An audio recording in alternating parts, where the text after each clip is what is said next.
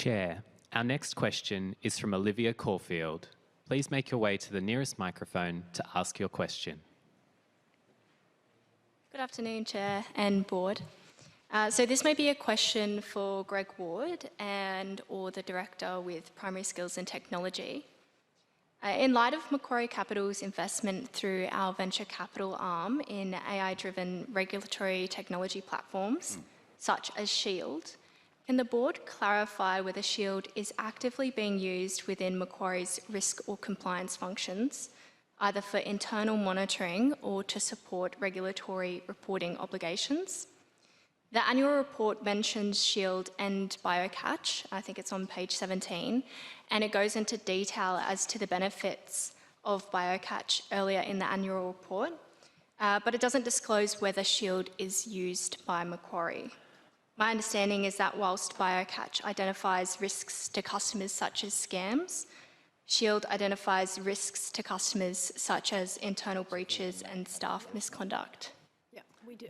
We use So the investments are in Macquarie Capital. Perhaps Michael Silverton could comment on those. Whether we are using these products or not, I do not know.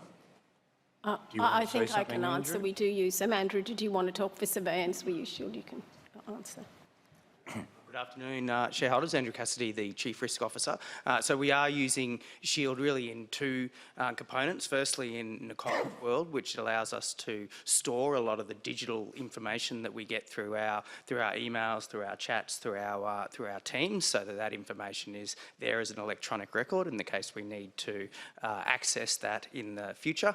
The second use, which is more in my world in risk, is we are onboarding SHIELD as we speak to be effectively our e-coms surveillance product, which is a really important tool from both a risk perspective internally and of course for our regulators to give the organisation comfort that the interactions that staff are having both internally amongst ourselves and with the outside world from, say, for example, a trading perspective, consistent with our internal employment policies and then market conduct rules. I can also probably speak for Greg with BioCatch. BioCatch is a really fantastic piece of technology utilising AI that can predict where we might be seeing frauds across, in particular, our retail network, and then be able to provide early warning signals which can help our customers ultimately avoid some of the frauds in what is a very fast-moving external environment. Does that cover it? Yes, I have one more question to add on to that. It's really great to hear that you're implementing SHIELD's technology. I think that'll be really helpful for regulatory reporting. Are you able to speak to any more detail as how that works with discussions that you may be having with regulators such as ASIC and how you meet your reporting obligations using the technology?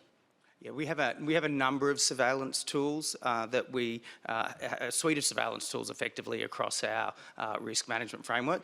As I said, the SHIELD surveillance tool tends to be more focused on our internal employee communications. We then have other trade surveillance tools, so there's other suppliers in the market such as smarts, etc., which are used to surveil how our employees then interact with, for example, other traders in the market.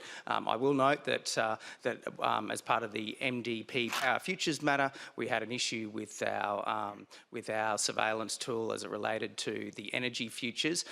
Per some of the comments that the Chair has made earlier, we recognise things can and will go wrong in that case.